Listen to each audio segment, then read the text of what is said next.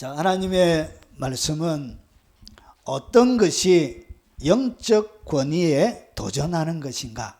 여러분이 신앙생활을 하다 보면 앞에 이끌어가는 지도자들이 너 영적 권위에 도전하는 거야 지금? 이렇게 하면서 설교 가운데 여러분을 칠 때도 많이 있을 것입니다. 그리고 성도들, 이 목회자들은 이것을 들어가지고 칼로 막 휘두르고 싶은 그런 충동을 느껴요. 그것이 뭐냐? 그게 바로 영적 권위라는 것입니다. 자, 그러면 영적 권위에 도전하는 것이 성경적으로 무엇인지 오늘 같이 나눌 테니까 여러분 진리가 아닌 비진리에 여러분 항상 자유를 누리시길 주 이름으로 축원합니다. 자, 하나님의 말씀은 베드로서 2장 10절과 한 절을 더 보겠습니다. 우리 소리내서 큰 소리로 한번 읽어보겠습니다. 특별히 육체를 따라 더러운 정욕 가운데서 행하며 주관한 일을 멸시하는 자들에게는 형벌하실 줄을 아느니라. 이들은 당돌하고 자긍하며 떨지 않고 영광 있는 자들을 비방하거니와. 한 절을 더 보겠습니다. 유다서 1장 8절입니다. 자, 그러한데 꿈꾸는 이 사람들도 그와 같이 육체를 더럽히며 권위를 업신여기며 영광을 비방하는도다. 아멘. 자, 오늘 여기 보면 주관하는 일을 멸시하는 자들에게는 뭐가 있죠? 형벌이 있습니다. 주관하는 이들이 누구죠? 그 사람이 바로 지도자들을 얘기합니다. 오늘 밑에 보면 권위를 업신여기며, 이 권위를 업신여기는 것을 갖다가 영광에 도전하는 것이라고 말씀할 수 있습니다. 자, 그러면 오늘 기초를 먼저 이 권위가 무엇인지 자세하게 한번 살펴보도록 하겠습니다. 자, 이 권위, 오늘 여기서 이야기하는 주관하는 일을 멸시하는 자, 멸시하는 것, 그리고 오늘 여기서 권위를 업신여기는 것라고 얘기하는 이 권위가 뭐냐? 이 권위는 2962에서 온 단어입니다. 여러분 큐리오스라고 들어보셨죠? 큐리오스. 이것이 뭐냐? 주라는 말입니다. 주님, 주는 그리스도시요. 이렇게 이야기할 때서는 이 주라는 단어가 바로 헬라어의 큐리오스입니다. 오늘 여기서 이야기하는 이 주관한다. 오늘 이 권위라는 이 얘기는 뭐냐면 지배하는 것을 얘기합니다. 지배하는. 그리고 여기서 통치자, 통치권, 그리고 넓게는 정부, 이런 단어를 이 권위라고 사용하고 있습니다. 지배력, 권력, 소유욕, 그리고 신약, 지배권을 가진 자를 얘기합니다. 자, 그러면 이 2926이라는 단어, 요거는 뭐냐? 여러분이 아는 큐리오스입니다. 이 단어는 아주 폭넓게 사용이 되어지고 있습니다. 717회 정도 사용되어져 있는 아주 보편적인 단어예요. 자, 그러면 이것은 권위에 있어 최고라는 것입니다. 그래서 주님을 얘기할 때 권위에 있어서는 뭐라고요? 최고의 권위라. 그렇게 얘기한 통치자, 하나님, 주인, 그리고 주, 선생님, 이런 단어들도 다 큐리오스라는 단어를 번역한 단어입니다. 그래서 소유자, 마음대로 하는 사람을 이야기합니다. 자, 그러면 이 권위라는 것은 결국은 뭐 하는 것이냐? 권력을 행사하는 그런 것을 이야기합니다. 자, 그러면 지도자, 우리가 이야기하는 이 권위자와 지도자는 거의 같이 여기서는 사용하겠습니다. 자, 그래서 지도자가 넘어지는 대표적인 실수가 뭐냐? 이 권위를 하나님이 주시는데 지도자들에게, 그리고 앞선 자들에게, 정치를 하는 위정자들에게 이렇게 권력을 주는데 그 권력을 갖다가 권위라 그러는 거예요. 자, 이 권세, 권력, 권위, 이것을 지도자들에게 하나님이 주시는데 교회 가운데 보통 지도자들이 넘어지는 것은 두 가지 경우로 넘어집니다. 이거는 십중팔구 똑같이 일어납니다. 자, 그것이 뭐냐? 첫 번째가 간음입니다. 간음을 통하여 넘어져요. 자, 오늘 성경에 보면 간음하지 말라. 10계명에 나오죠. 그래서 이것이 7번째 계명이라 해서 7계라 그럽니다. 그래서 목사님들이 앞에서 지도자들이 어디에 다 걸려서 넘어지냐? 칠개에 다 걸려서 넘어져요. 제가 섬겼던 목사님들 중에도 칠개에 걸려서 쫓겨난 분들이 계세요. 예. 참 대단한 사람, 아까운 인물인데, 제가 사역하는 어느 큰 지역의 가장 큰 교회 부흥에 다니고 아주 유명하신 분이 있었습니다. 교인의 한 출석 교인이 2,000명 정도 되어지는 교회였습니다. 지방에서 2,000명이면 꽤 큽니다. 자, 그런데 그런 분이 7개 딱 넘어가지고 걸려서 딱 넘어져서 결국 교회에서 쫓겨나는 일들이 일어났습니다. 그래서 너무나 악한 인물들이 어디에서 걸려서 넘어진다고? 예, 첫 번째 7개에서 딱 걸려서 넘어져요. 누구든지 남의 아내와 간음하는 자.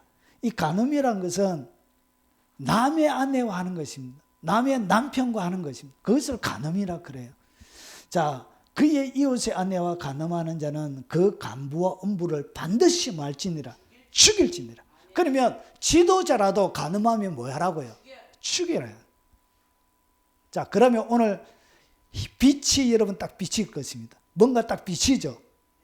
영적인 권위라고 주장하면서 너 영적인 권위에 도전해! 이렇게 막 하면서 7개를 하면 하나님의 범위는 그 영적 권위를 행사하는 그 사람을 어떻게 해야 된다고요? 그렇죠. 쳐 죽여야 되는 것이죠. 그러면 이 권위가, 여러분 이 권위란 것은 모든 사람에게 똑같이 적용이 되는, 지도자에게는 예외적으로 적용되는 게 아니에요. 이해가 되시죠? 야, 그러면 여러분들 속에 제가 굉장히 불리해집니다. 내가 혹시나 우매한 백성들을 데리고 목회하기는 참 편한데, 제가 혹시나 이 7개에 걸려서 넘어지면 적결 처분이 됩니다. 하나님의 말씀대로 주일날 올 때 돌멩이 하나씩 다 들고 와가지고, 그것이 사실입니다. 하나님의 법에는 여러분 영적인 권위도 어디에? 하나님의 법에 딱 주어지는 거예요. 자, 그래서 이 간음을 행하면 하나님의 법은 뭐냐? 반드시 죽이라고 그렇게 되어져 있습니다. 자, 그러면 7개를 행한 목사도 여러분 반드시 제거하는 것이 하나님의 뜻이 되는 것이죠. 이해가 되십니까? 예. 자, 대상 5장 25절을 보면 그들이 그들의 조상들의 하나님께 범죄하여 하나님이 그들 앞에서 멸하신 그 땅 백성들의 신들을 간음하듯 섬기니라. 여러분 이 간음은 뭐와 연결이 되어 있냐면 우상 숭배와 연결이 되어져 있습니다. 여러분 유대 나라의 주변 나라의 모든 종교들은 어떻게 되어져 있냐면 보통 축복과 다산 이런 것들로 연결이 되어져 있습니다. 여러분 바알 신에게 제사, 바알과 아세라가 있는데 바알 신에게 제사하면 여러분 가서 제사를 드리고 나서 그 다음에 거기에 제사장들이 창녀가 있습니다.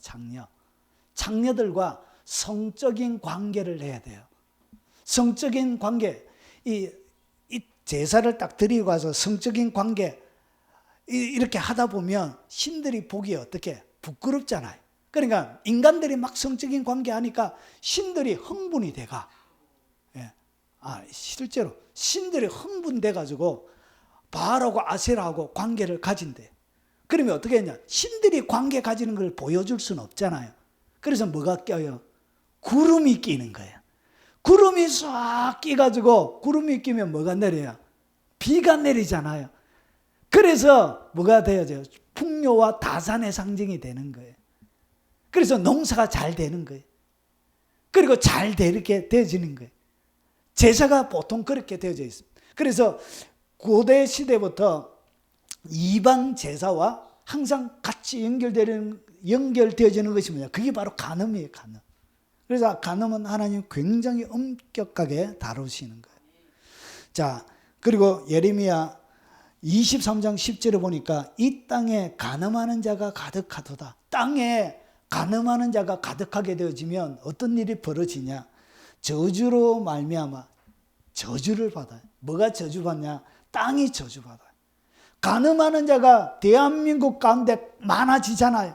가정을 우습게 여기고 세컨드, 서드 그리고 한 10대명까지 이렇게 어떤 부인은 남편 몰래 관계한 사람이 100명이 넘었다라고 여러분 어떤 최근에 그렇게 유수가 나기도 했지. 이렇게 간음하는 자가 땅에 많아지면 어떤 일이 일어나냐? 저주가 임해요. 저주가 땅에. 그래서 땅이 슬퍼해요. 그 간음하는 자가 살고 있는 이 땅이 통곡을 하는 거예요. 땅이 통곡하는 소리가 여러분 귓전에 들려야 돼요. 거룩한 하나님의 백성들이요, 땅이 통곡하는 소리가 귓전을 때려야 돼요. 여러분이 간음하면 여러분의 가정이 뭐 한다고요? 여러분의 소속되지 않은 땅이 슬퍼합니다. 광야의 초장들이 마르리니. 광야의 초장이 마른다는 것은 농사가 안 된다는 얘기예요. 목축업을 하는 자들에게는 먹일 풀이 없는 거예요. 그러니까 산업이 말라 비틀어져 간다는 거예요. 그래서 간음하는 자는 가정이 안 되게 되어 있습니다. 망하게 되어져 있습니다. 자, 그들의 행위가 악하고 힘쓰는 것이 정직하지 못하면, 아내에게 힘을 써야 되는데, 자기의 남편에게 힘을 써야 되는데 힘쓰는 것이 마지 못하다, 정직하지 못한 거예요. 그래서 지도자들은 어디에 보통 넘어지냐? 지도자들 뿐만 아니라 솔직히 딱 깨놓고 보면 일반 평신도들도 어디에 넘어진다고요? 간음에 넘어져요. 그리고 두 번째는 어디에서 넘어지냐? 돈 때문에 넘어집니다. 돈. 지도자들은 뭐하죠? 헌금이 무지막지하게 들어오니까 횡령하게 되는 것이죠. 그래서 두 번째 지도자가 넘어져요. 보십시오.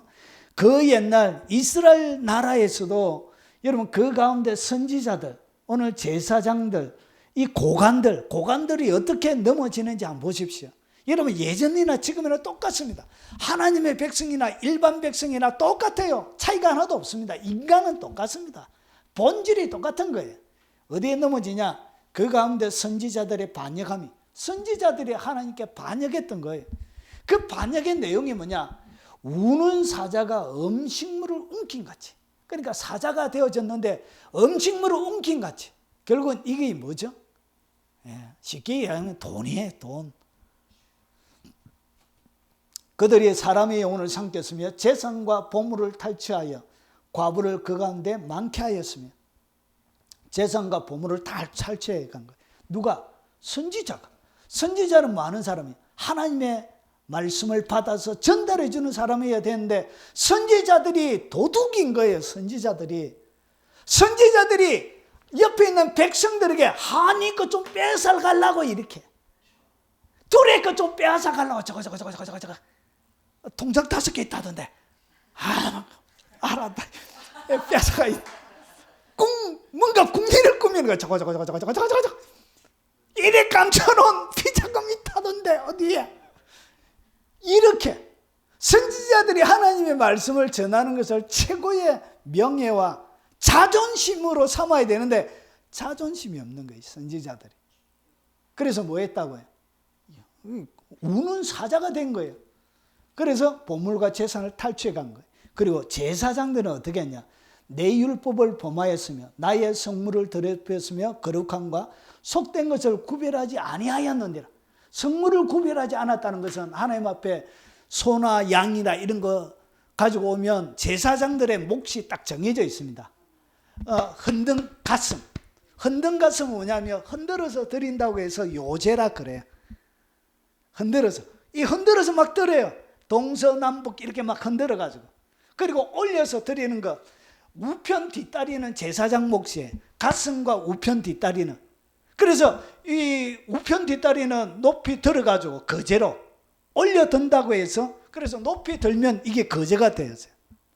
여러분의 손을 높이 드는 이 찬양 행위는 뭐가 되어진다? 거제예요. 거제로 드리는 거예요. 그리고 흔들어서 하나님 이거 이렇게 춤을 추면서 하나님 앞에 드리는 거, 댄싱으로 드리는 이런 거는 일종의 요제와 같은 거예요. 어디 갔겠노? 도망갑니다. 이게 뭐하다가. 자, 이렇게 하나님 앞에 막 드리는데 이 사람들이 어떻게 했냐? 하나님의 제일 좋은 것, 자기들은 허락되지 않는 것들을 어떻게 빼앗아낸 거예요. 마치 홈리와 비나스처럼 그런 못된 짓을. 그래서 하나님의 성물을 어떻게 했다고? 더럽혀버린 거예요. 성물은 이렇게 더럽혀지는 거예요. 좋은 거는 자기들 하고, 기름기 많고 별 볼 일 없는 거는 하나님께 드리게 만들고 이렇게 한 거예요. 누가? 제사장들이. 결국은 그들이 뭘 취했다고? 돈을 취한 거예요. 돈을. 여러분, 이 선지자도 맛이 가고 제사장도 맛이 가고 그러면 통치자들은 어떻게 되냐? 그 가운데 고관들은 음식물을 삼키는 일이라. 아이고, 고관들도 똑같네.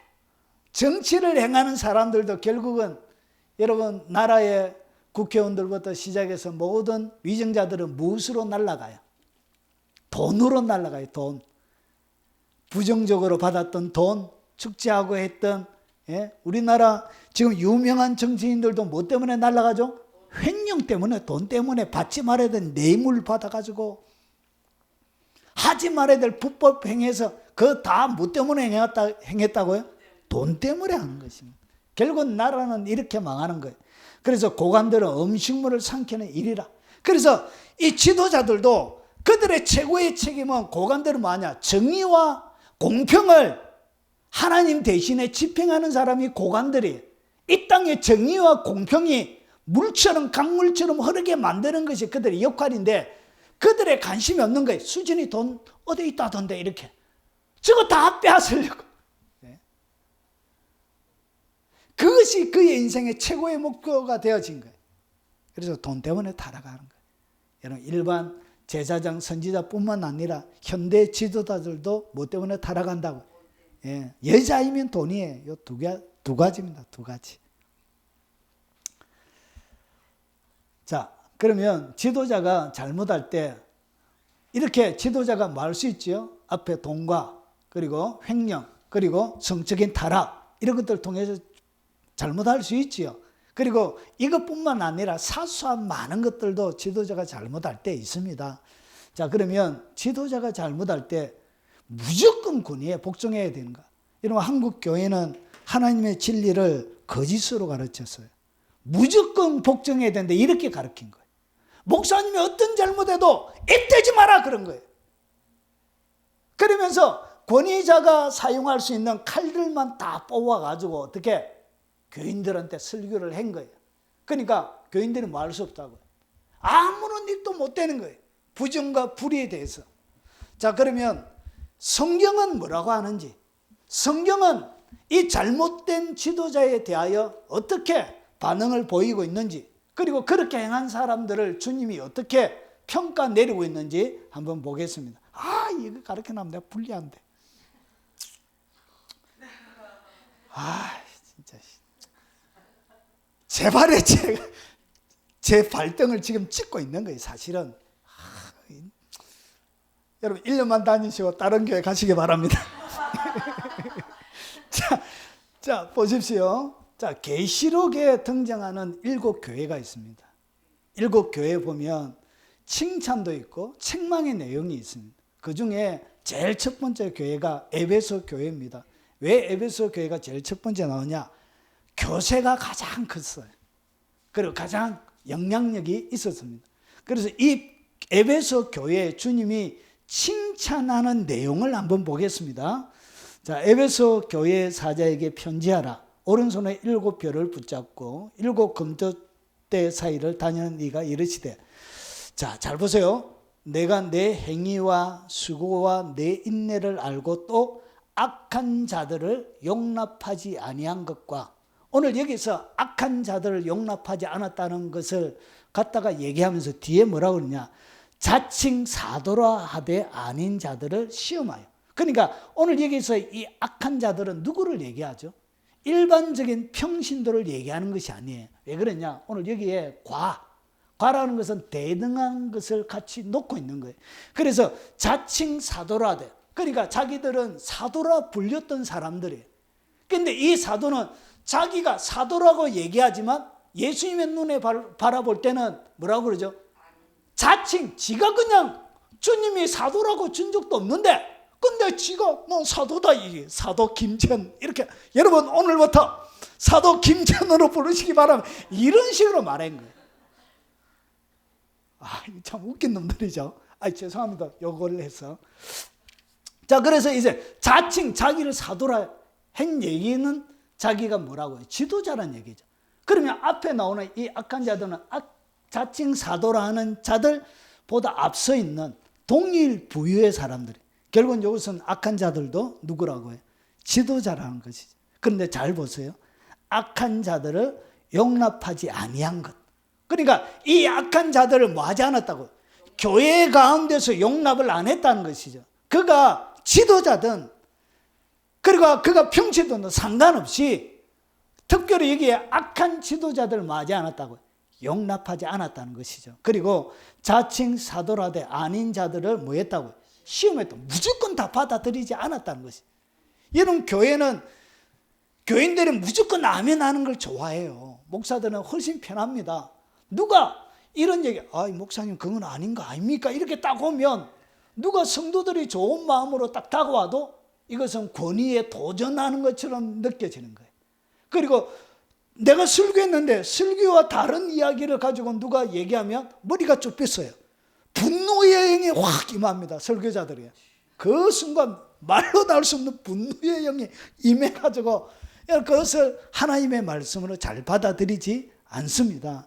자, 그러면 아닌 자들을 뭐 했다고요?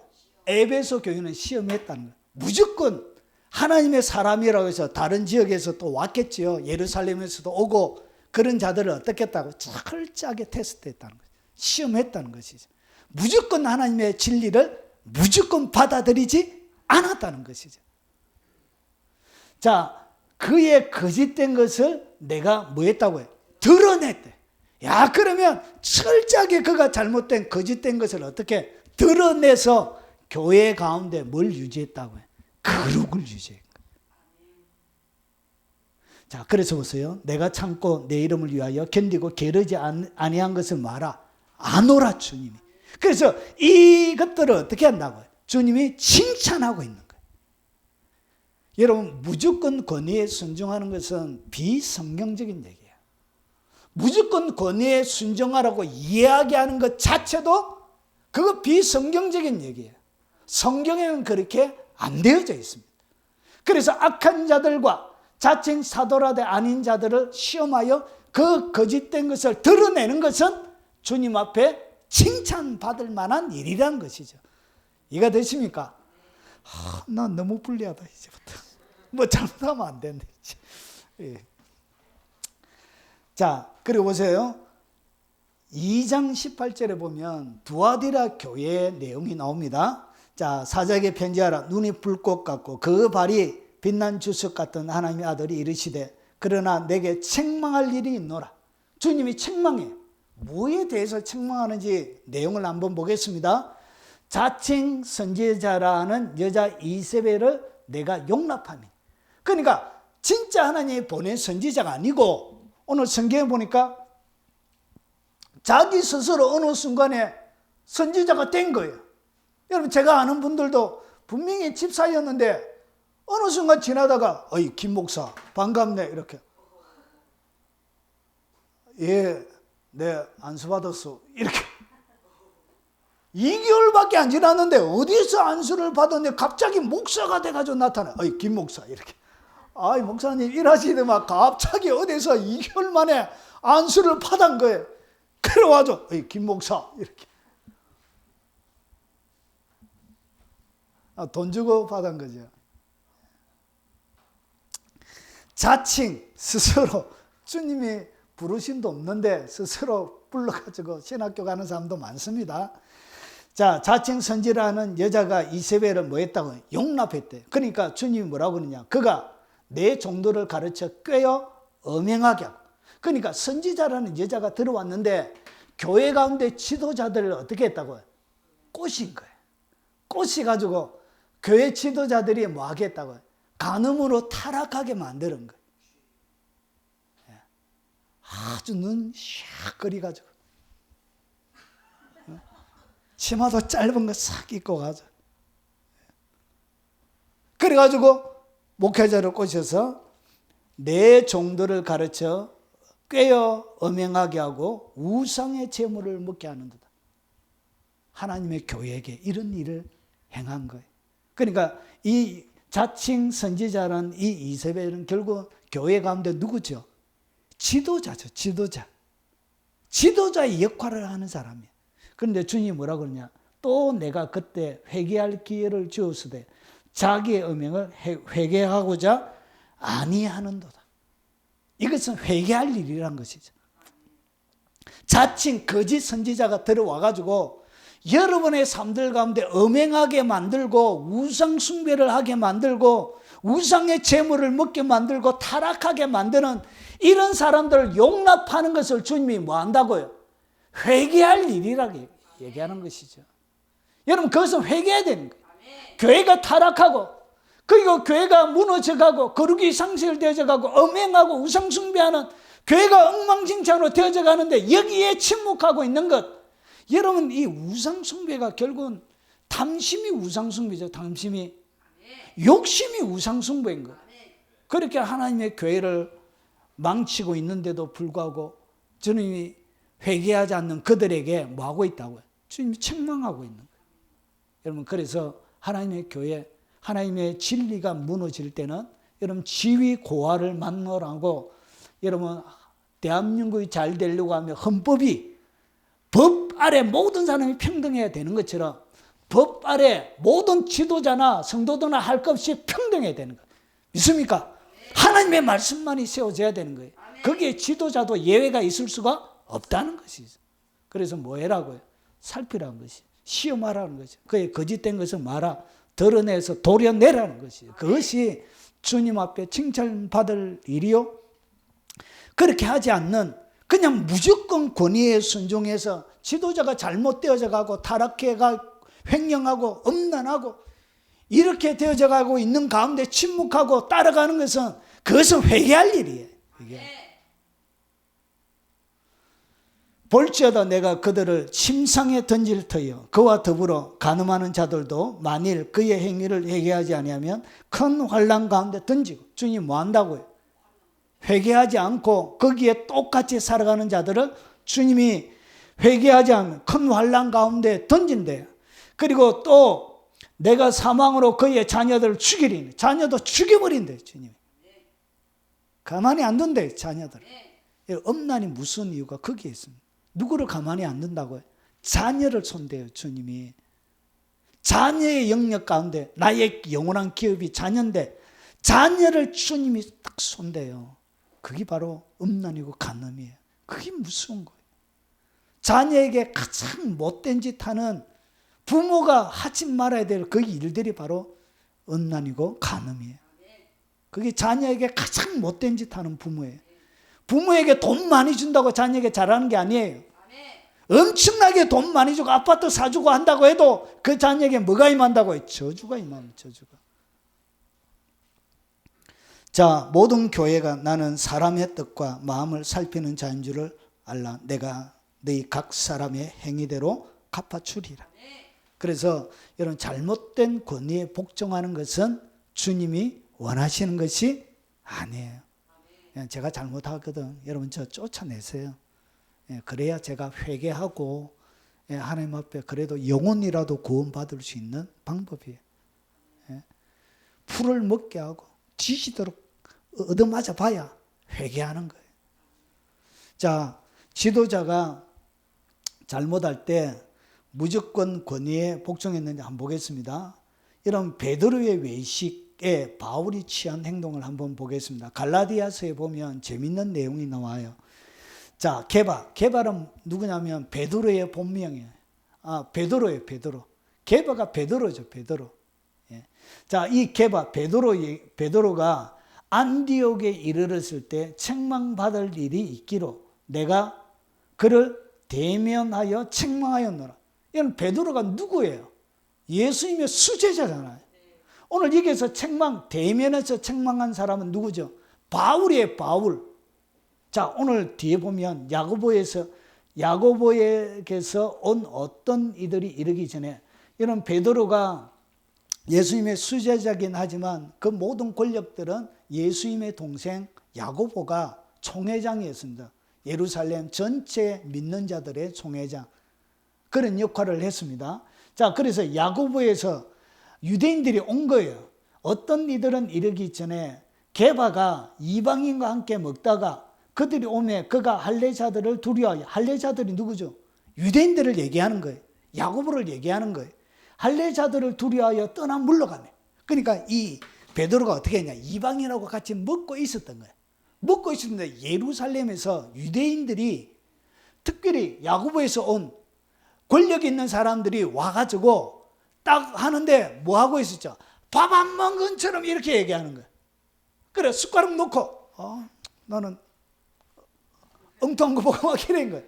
여러분, 이 식사가 얼마나 초대교회 때 심각한 문제냐면, 초대교회 시대 때는 유대인은 이방인하고 식사를 못합니다. 그래서 뭐와 비교를 해야 되냐면, 유대인 이방인과 식사를 할래, 그래야면 순교를 당할래, 이렇게 하면 그 시대의 문화는 유대인 이방인과 식사하는 것을 선택하기보다 사람들이 뭘 선택한다고? 순교를 선택합니다. 그 시대 문화가 그래요. 그래서 이방인과 식사하는 것은 있을 수가 없는 거예요. 이것은 순교보다 더 나쁜 거예요.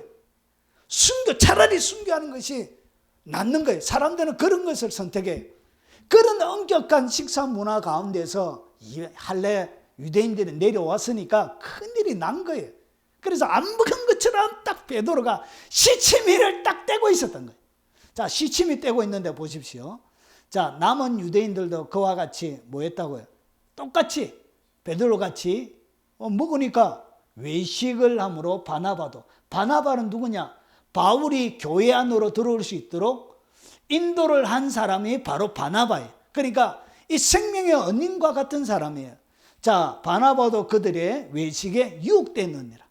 그러니까 외식을 한 거예요. 뭐 대단한 죄를 지은 것이 아니고, 뭐 심각한 일이 아니고, 그냥 밥 먹고 나서 밥 안 먹은 것처럼 행한 거, 이게 외식이죠.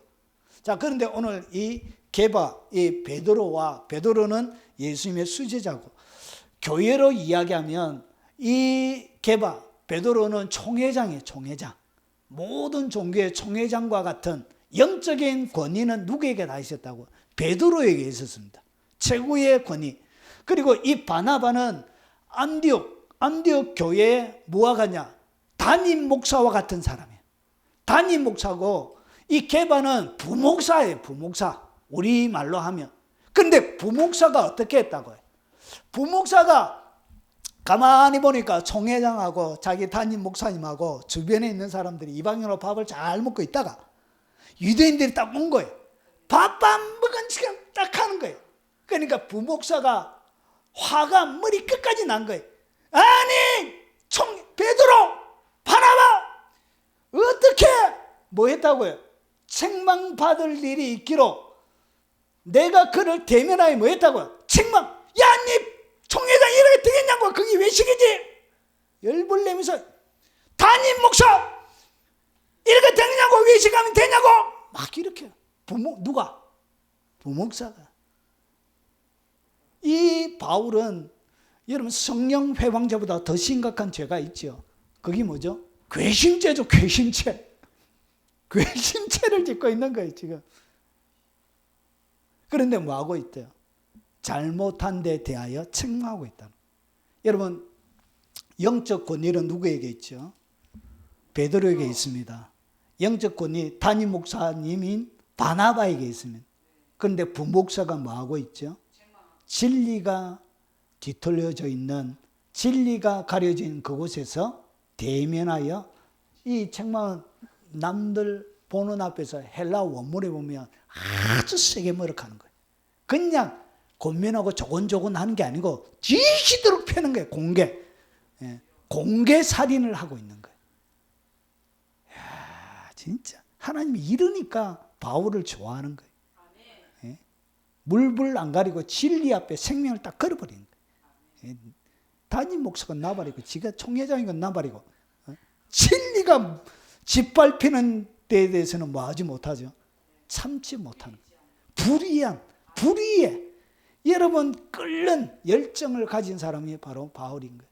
여러분 잘 보십시오. 그래서 지도자가 잘못할 때 무조건 권위에 복종하는 것은 비성경적인 얘기예요. 아무런 얘기하지 않고 네 목사님 알아서 하세요 이렇게 하는 것은 옳지 않은 것이란 것이죠. 자, 정리하겠습니다.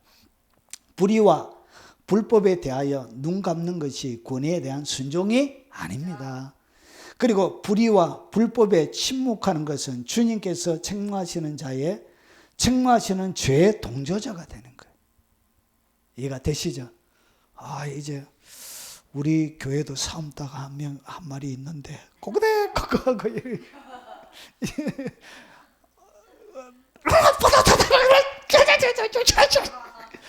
이렇게 농담이에요. 농담.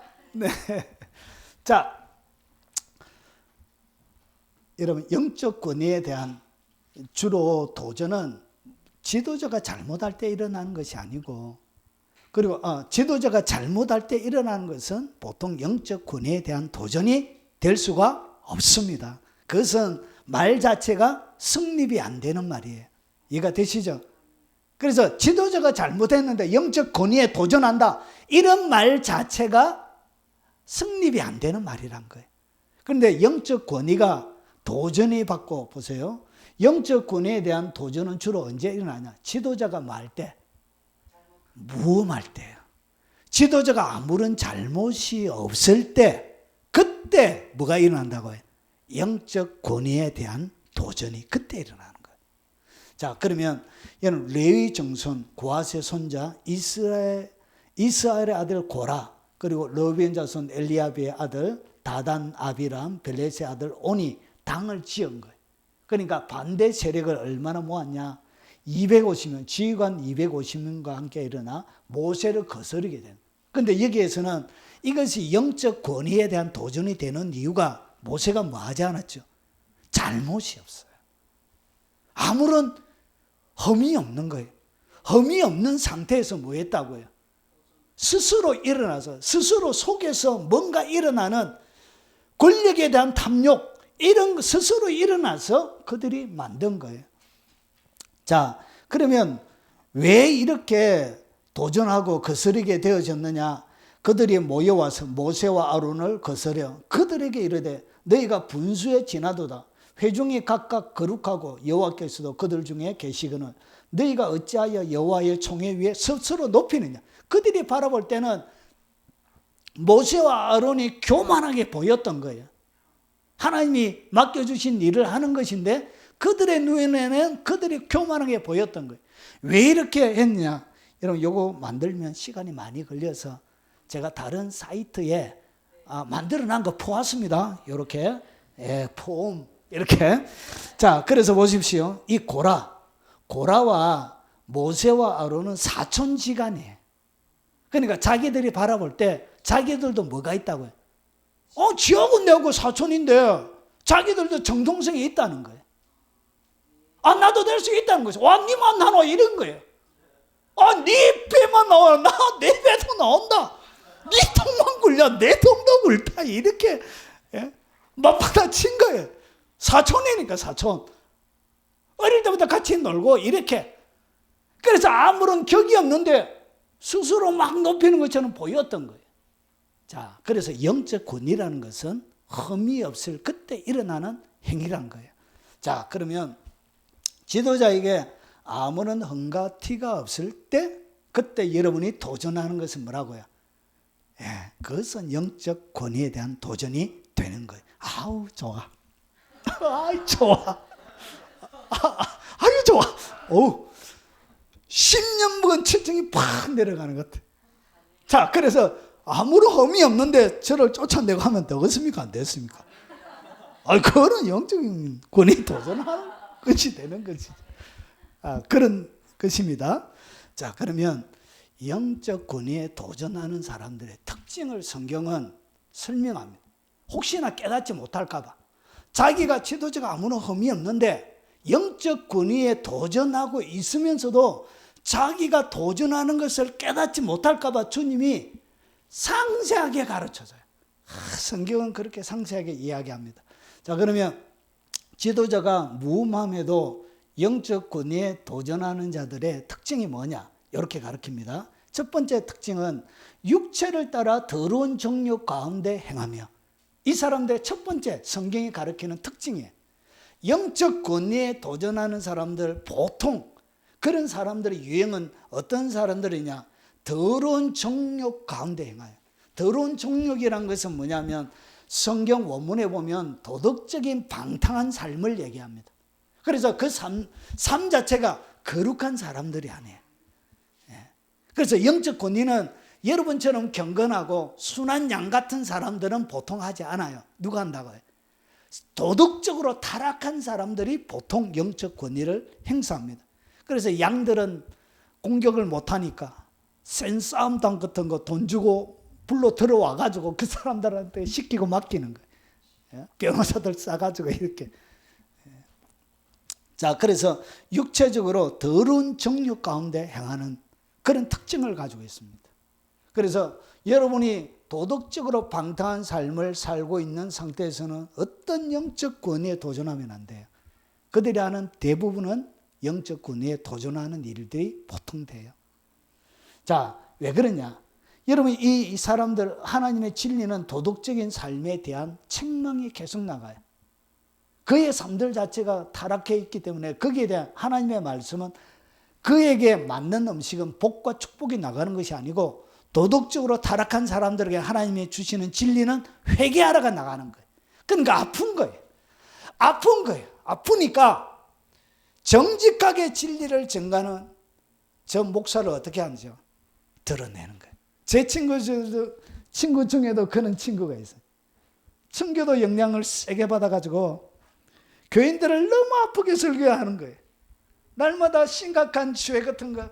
매투 미드의 유사 그리스도라는 책이 있습니다. 청교도 목사님들 중에. 그 책 읽으면 여러분이 다 신앙인이 아닌 것 같아요. 나는 예수 믿는 사람이 아닌 것처럼 그렇게 날카롭게 지적하는 거예요. 그렇다 보니까 어떤 일이 벌어지냐? 성도들이 너무 아파서 쫓아낸 거예요. 제가 사회 갈 때도 어떤 부목사님이 그렇게 설교하는 분이 계셨는데 오래 못 버티고 교인들이 쫓아냈어요.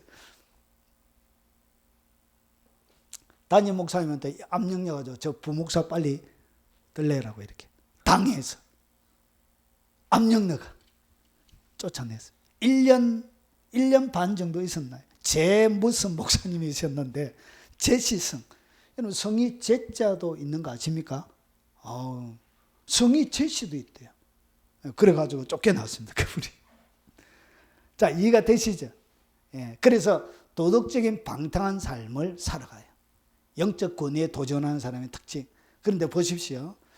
영계에서는 이 권위의 문제가 굉장히 심각합니다. 여러분 천사장 미가엘이 모세 시체에 관하여 마귀와 다투어. 오늘 이거는 구약 성경 가운데는 나오지 않는 거예요. 모세가 딱 죽고 나서 영계에서 천사장 미가엘하고 마귀하고 다툼이 일어났던가 봐요. 그래서 마귀와 다투어 변론할 때 감히 비방하는 판결을 내리지 못하고 다만 말하되 주께서 너를 꾸짖기를 원하노라 하였거나. 그러니까 이 천사장 미가엘과 이 마귀와 다투는데 마귀는 모세의 시체를 가지고 뭐 하려고 그러냐? 우상화 작업을 하려고 그랬겠죠. 예, 뻔한 거죠. 신격화 하는 거예요. 모세 시체 같은 거, 무덤 같은 거 만들어 놓고 결국은 신격화 하려고 이렇게 우상 숭배하게끔 만들려고 했는데 천사장 미가엘과 모세 시체에 다툰 거예요.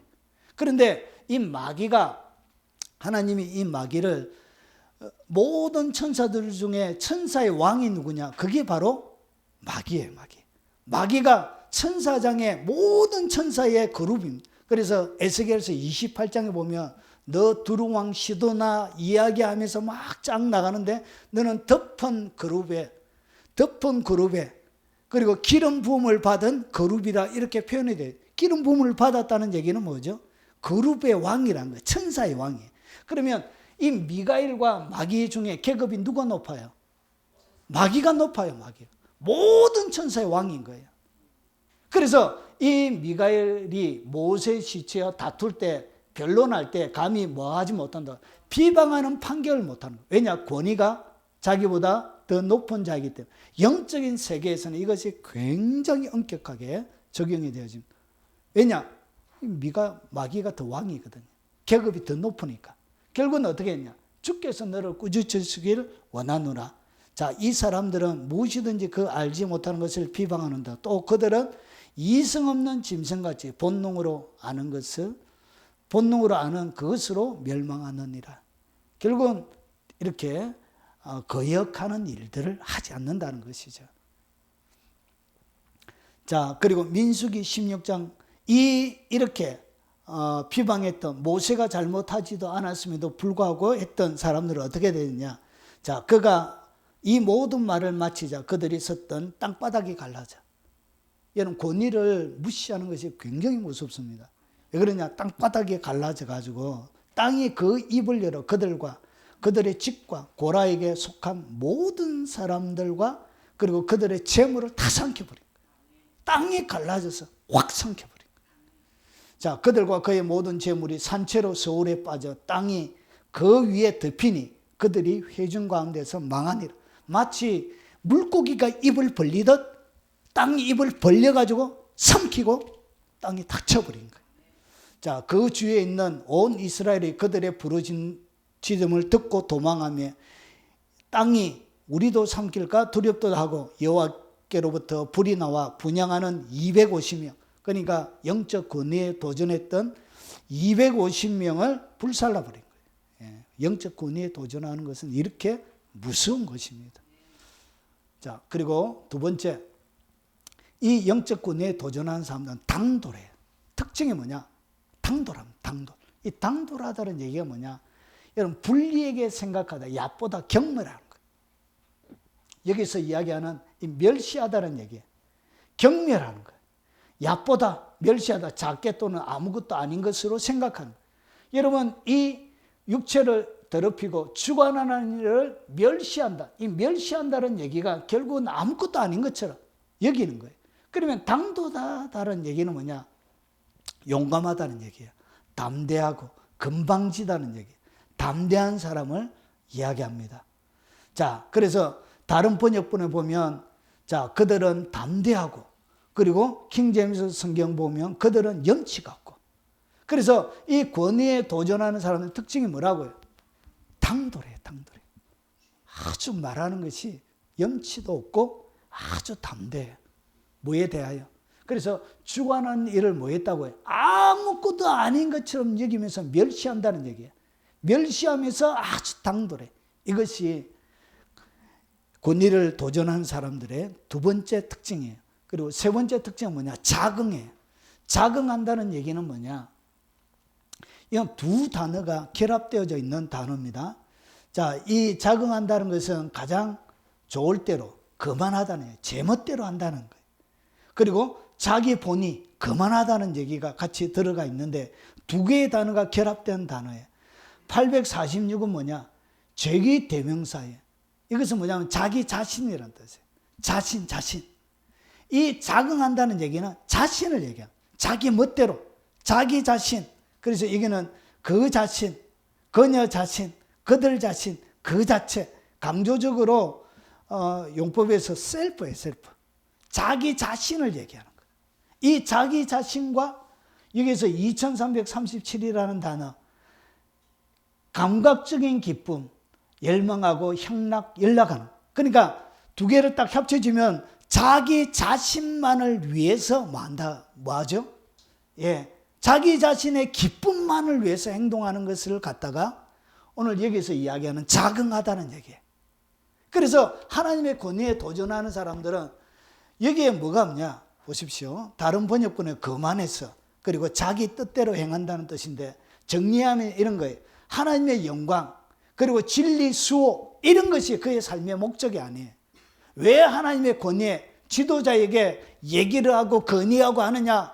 그의 마음속 가장 깊은 곳에는 하나님의 영광과 진리, 수호가 깔려져 있어야 되는데 하나님의 영광과 진리, 수호와는 아무런 관계없이 자기의 기쁨이 최고의 가치인 거예요.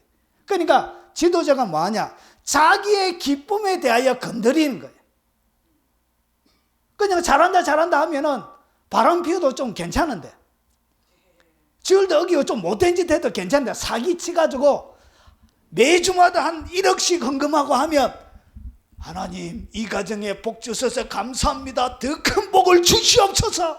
이렇게 해가지고 막 승승장구하는데 회개하라 이렇게 얘기하고, 사기치고 부러웠으면 집에 가져가라 이렇게 얘기하고 이러면 마음대로 죄를 못 짓는 거예요. 그래서 결국은 어떻게 하냐? 자기의 기쁨을 빼앗아가는 거예요. 그래서 영적 권위에 도전하는 사람 전형적인 특징은 뭐냐? 자기의 기쁨에 심각한 상처를 입고 자기의 기쁨을 주는 자존심에 심각한 상처를 딱 입히면 뭐 한다고요? 쫓아내버려요. 거기에 대하여 여러분 쫓겨나는 것입니다. 여러분 제가 부교육자 20년 동안 하는 동안 이런 경우들이 많이 있었습니다.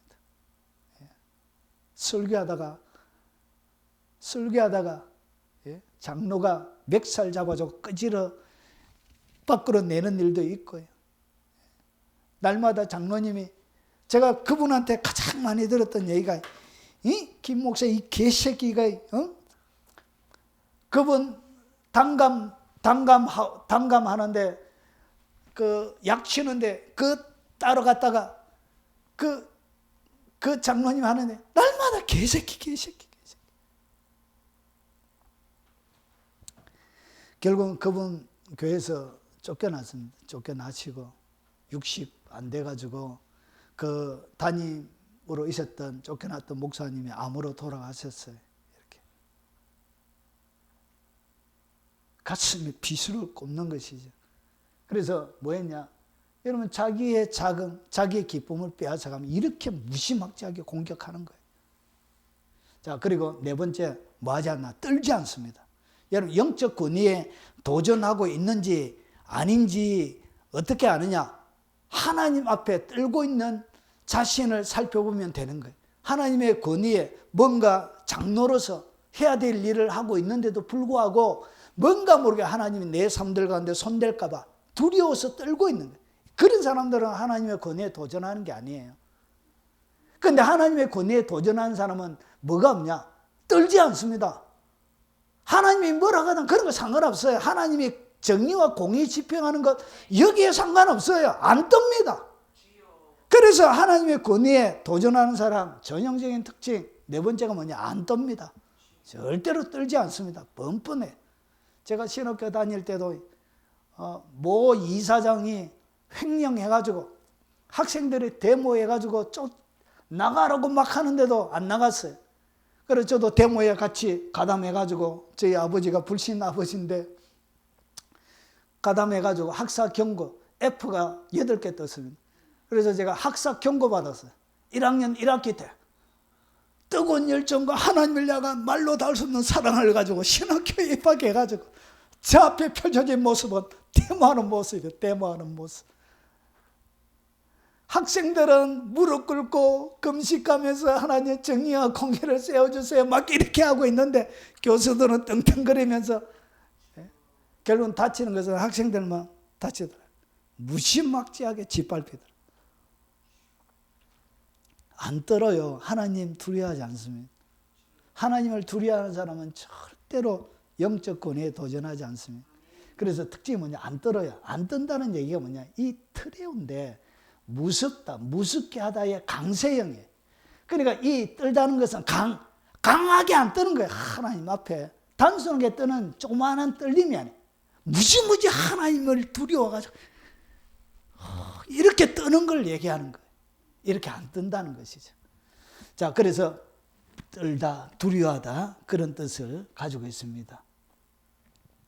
몸은 죽여도 영혼은 능히 죽이지 못하는 자들을 두려워하지 말고 오직 몸과 영혼을 능히 지옥에 멸하는 자들을 두려워하라. 하나님을 두려워할 줄 알아야 돼.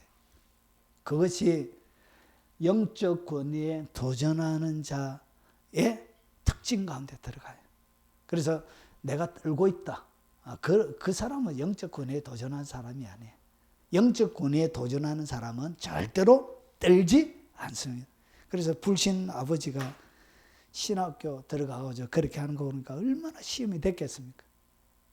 한 학기 6업대가 학비는 또 대대잖아요. 얼마나 열불 나겠습니까? 안 믿는 불신자 아버지가. 그런 짓을 앞에 있는 지도자들이 한 거예요. 자, 표준 세번역본은 겁이 없대요. 그리고 두려운 줄도 모른대요. 이것이 영적 권위에 뜨는 사람의 네 번째 특징입니다. 자, 마지막입니다. 갑자기 영적인 에너지가 확 솟지요. 마지막이라 그러니까. 예, 마지막입니다. 마지막. 자, 영광이 있는 자들을 뭐하냐? 비방합니다. 이것이 바로 영적 권위에 도전한 자의 특징이에요. 끊임없이 비방해. 자, 여기 비방이라는 얘기는 뭐냐? 이 거룩, 예, 영광이라는 얘기, 이 거룩. 오늘 여기서 독사, 우리가 보통 영광이라고 이야기하죠. 그것이 헬라어로 독사입니다. 독사. 여러분 얘기하는 독사가 아니고 독사입니다. 독사. 독사가 이게 독사가 아니고 독사. 자, 이 영광이라는 얘기는 거룩, 위엄, 그리고 찬양, 경배 이런 뜻을 가지고 있습니다. 그런데 이 영광이라는 가장 근본적인 첫 번째 뜻은 뭐냐면 의견입니다. 하나님의 의견이 그게 바로 영광이에요. 하나님의 견해가 영광이고, 그리고 하나님의 판단이, 하나님의 평가가 영광이에요. 하나님이 내리는 평가, 하나님의 견해, 하나님의 의견이 뭐라고? 이게 바로 영광의 기본적인 뿌리. 하나님이 영광이라고 귀하게 여기고 평가 내리는 이것이 바로 영광이란 거예요. 자, 그래서 이것이 하나님이 평가 내리고 의견하고, 그리고 하나님의 견해이기 때문에 이게 장엄하고, 그리고 이게 탁월하고, 그리고 현저하고 존귀하고 품이 있는 거예요. 자, 그러면 자, 오늘 여기서 비방한다는 얘기는 뭐냐? 중성하는 거예요. 특히 불경건하게 말하고 참남하고 말하고, 그리고 헐뜯는 것을 얘기하면, 악담하는 것을 얘기하면, 종합하면 책망하는 투로 말하는 것을 얘기해요. 하나님이 하시는 일들을 어떻게 책망하는, 하나님이 돼가지고 이런 것들 저런 것도 처리하지 못하고 이렇게 하나님이 이렇게가 되겠냐고. 진짜 하나님이 도대체 때가 뭐하냐고. 이렇게 이 사태를 이렇게 돼가도록 하나님이 도대체 뭐 하시냐고. 저 자시냐고. 이렇게 뭐 하는 거예요? 하나님이 이렇게 말하는 거예요. 이런 투로 말하는 거예요. 이런 투로 말하는 것을 갖다가 뭐라 그러나? 비방하는 거예요. 비방하는 거예요. 영광이 있는 자들을 이렇게. 그래서 멸시하기 때문에 하나님 자체를, 그리고 하나님이 세운 자들을 이렇게 멸시하기 때문에 이런 식으로 말하는 거예요. 이것이 뭐냐? 이것이 바로 영적 권위에 도전한 사람들의 특징입니다. 그것이 바로 베드로서 2장 10절 한 절에 다 들어가 있는 거예요. 사랑하는 여러분, 여러분 이 땅에 좋은 목회자 만나는 복 있으시길 바랍니다. 그리고 여러분의 평생 동안 영적 권위에 도전하지 않고 평생 하나님 섬기는 기쁨이 충만하길 바랍니다. 그리고 이 하늘에 있는 영광스러운 존재들을 뭐 하는 거예요? 모욕하는 거예요. 그것이 영광 있는 자들을 비방하고 위험 있는 자들을 비방하는 것입니다. 자, 이제 정리하겠습니다. 혹시 오늘 이 영상을 접하시는 분들 중에 여기에는 없습니다. 뭐 아직까지 뭐 개척교회나 진보에 뭐 조직도 없고 뭐 그러니까 없는데, 혹시나 설교를 들으시는 분들 중에 영적 권위에 도전하는 죄를 지었다면 어떻게 해야 되는가? 이미 지은 사람도 있을 거예요. 자, 그분들은 여러분이 도전했던 영적 권위, 도전하면 도전을 받는 사람의 평생의 가슴에 한이 생겨요. 못이 박혀요. 찢어져요. 그래서 예물을 제단에 드리다가 거기서 내 형제에게 원만 들을 만한 일이 있는 것으로 생각나거든. 그러니까 평생 한번 영적 권위에 도전해서 나가 떨어진 사람은 평생 그 사람을 어떻게 한다고? 원망하면서 살아가요. 그래서 저희 목회자들 중에 이런 분들이 많아요. 너무 많아요. 너무너무 많아요. 기도원에 가도 많아요. 여러분 기도원 가면 그냥 할 일 없이 아주 심각한 얼굴로 이렇게 다니시는 분들 대부분 목사님들이 많아요. 대부분. 그래가지고 말도 안 해요. 밥 먹으러 해도 안 가요. 식사비가 없어가. 그냥 금식한다 하고. 그냥 막 기도하면서 세상의 모든 근심을 짊어지고 가는 사람처럼 이렇게 막 어슬렁거리는 분들이 대부분 목사님들이 많았어요. 그의 가슴에 뭐가 있다고? 한이 맺힌 한이. 그것을 뭐 해야 된다고요? 풀어줘야 돼요. 하나님 앞에 회개하는 것은 회개하는 것이지만 그 한을 풀어줘야 돼요. 그 원망을 풀어줘야 되는 거예요. 그래서 그 사람이 아직까지 여러분이 살아있다면 여러분 가서 뭐하라? 형제와 먼저 화목해야 돼요. 그래야 그 사람의 상처가 치료되어져야 되는 거예요. 그리고 나서 뭐하라? 회개할 기회가 주었으되 자기의 음행을 회개하고자 아니하였느냐. 이렇게 회개를 뻗대지 말고 회개할 기회가 있을 때 그 사람에게 가서 용서 구하고, 그리고 여러분이 영적인 권위에 도전했던 모든 사항들을 내어놓고 철저하게 회개하시기 바랍니다. 그것만이 여러분에 있는 유일한 살 길입니다. 그래서 평생 동안 영혼 버리지 말고 여러분 하나님 앞에 겸손하게 주님을 섬기는, 그리고 고난주간 보내면서 하나님을 우리를 사랑하신 그 긍휼과 자비를 묵상하는 한 주간 되시길 주의 이름으로 축원합니다. 아멘. 오늘 말씀 생각하면서 우리 찬양하고 축도로 예배 마치도록 하겠습니다.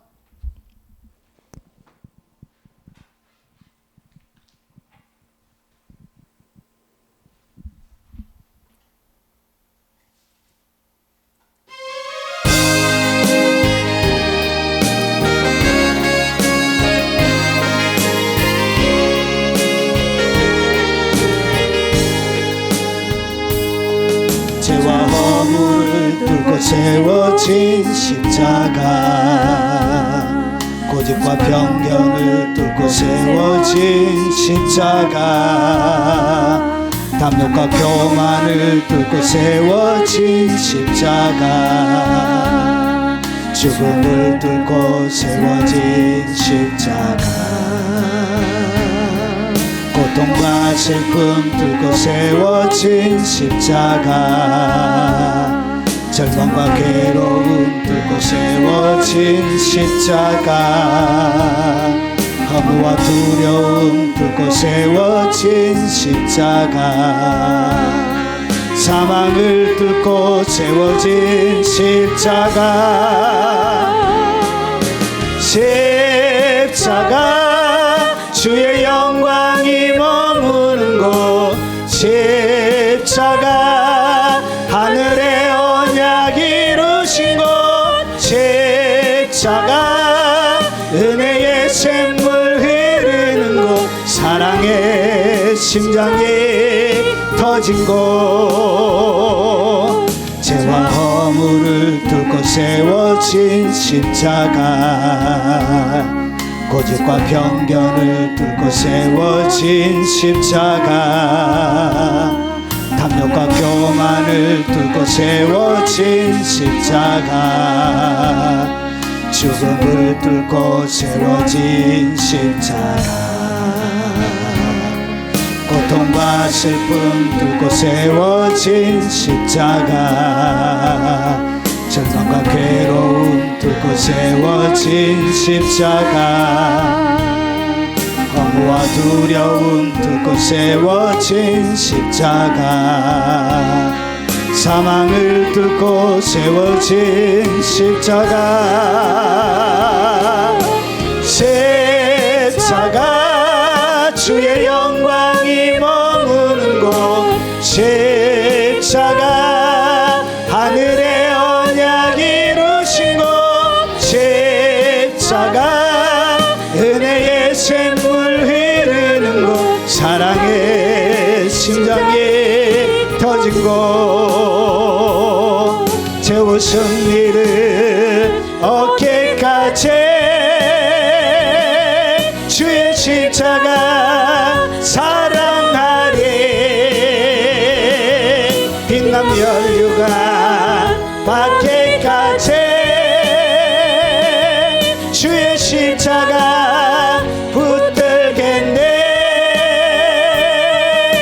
십자가 자비와 긍휼 머무는 곳, 십자가 주의 인자가 드러난 곳, 십자가 하나님의 뜻 이루어진 곳, 온전한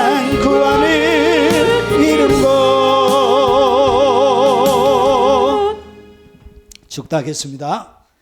지금은 하나밖에 없는 그 생명마저 십자가에 내어주심으로 우리에게 그 사랑을 보여주신 구주 예수 그리스도의 은혜와 그의 아들을 잔인하게 십자가에 버리시며 우리에게 그 지극한 사랑을 쏟아부으신 성부 하나님의 지극한 사랑과 성령님이 함께 하심으로 날마다 이김을 주신 그 주님의 이김으로 이 땅을 이기며 승리하길 원하는 이 자리에 참석한 사랑하는 모든 하나님의 백성들 머리 위에 그들이 살아가는 모든 생업 위에 특별히 미래를 위하여 정운의 꿈을 가지고 하나님의 영광의 나라를 위하여 공부하며 준비하는 우리 고등학생과 고등학생과 대학생들 머리 위에 그리고 이 자리에 참석한 사랑하는 모든 하나님의 백성들 머리 위에